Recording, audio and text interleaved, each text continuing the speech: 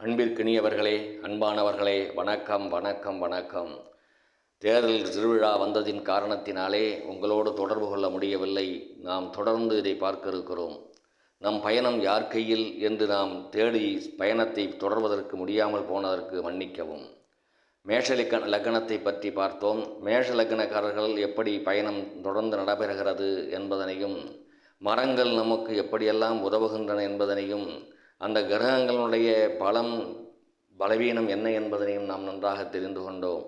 அன்பானவர்களே, ரிஷப லக்னம், துலா லக்னம். ரிஷப லக்னமும் துலா லக்னத்தை இரண்டை பற்றியுமே இதிலே நாம் பார்த்து விடுகிறோம். துலா லக்னத்துக்காரர்களும் அதை நீங்கள் தெரிந்து கொள்ளலாம், ரிஷப லக்னத்துக்காரர்களையும் தெரிந்து கொள்ளலாம். அன்பானவர்களே, ரிஷப லக்னத்திற்கு அதிபதி சுக்கிரன், துலா லக்னத்திற்கும் அதிபதி சுக்கிரன்.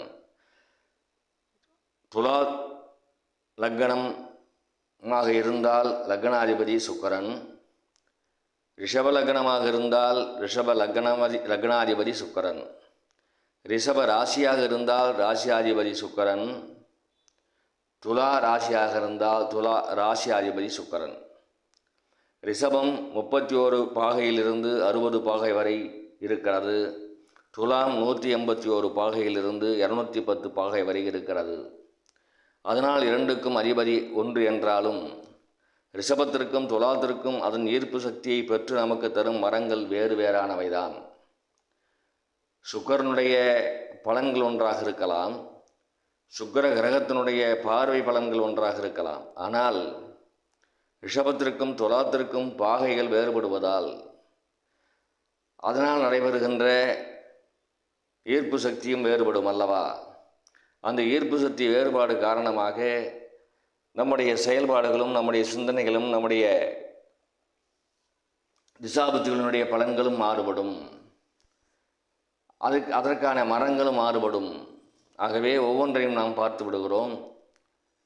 இரண்டிற்கும் அதிபதி சுக்கிரன் என்பதினாலே இரண்டு பேருமே இதை நீங்கள் கவனமாக கேட்டு தெரிந்து கொண்டு அதற்காக பயன்படுவதற்கான வாய்ப்பினை பெறுவீர்கள் என்று நான் நம்புகிறேன். ரிஷப லக்னத்திற்கு மரங்கள் நாவல், சிவப்பு மந்தாரை, நாகலிங்கம், கருங்காலி, அச்சாமரம், வேம்பு, நீர்க்கடம்பு.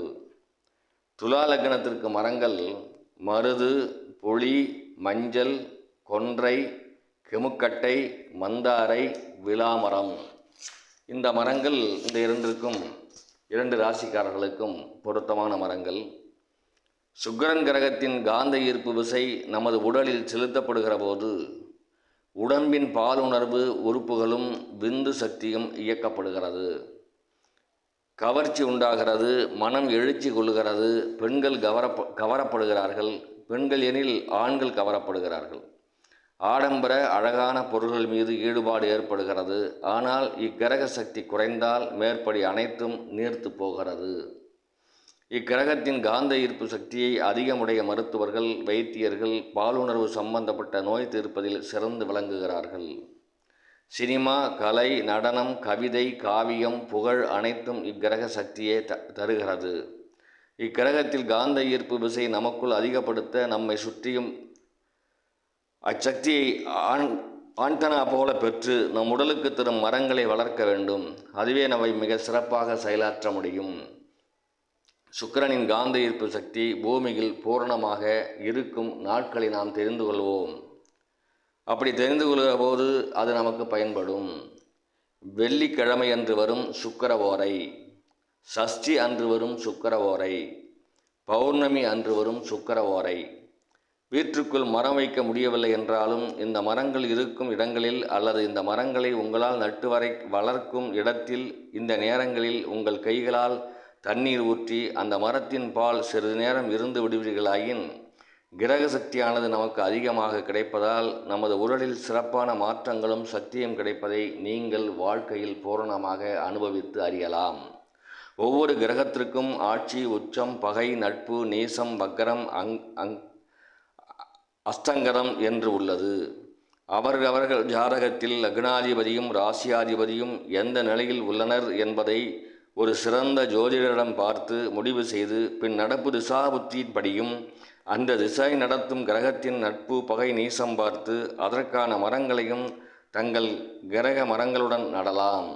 நட்டு தங்கள் கைகளால் தண்ணீர் ஊற்றி வளர்க்கலாம்.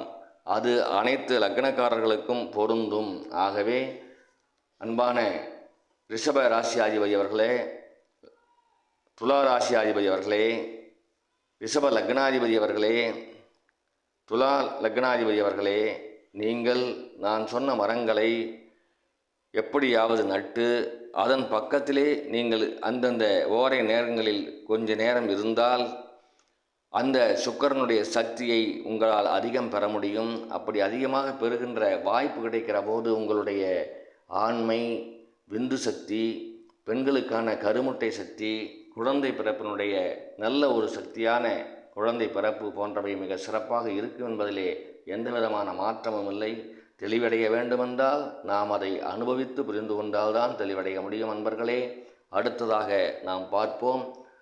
நன்றி, வணக்கம்.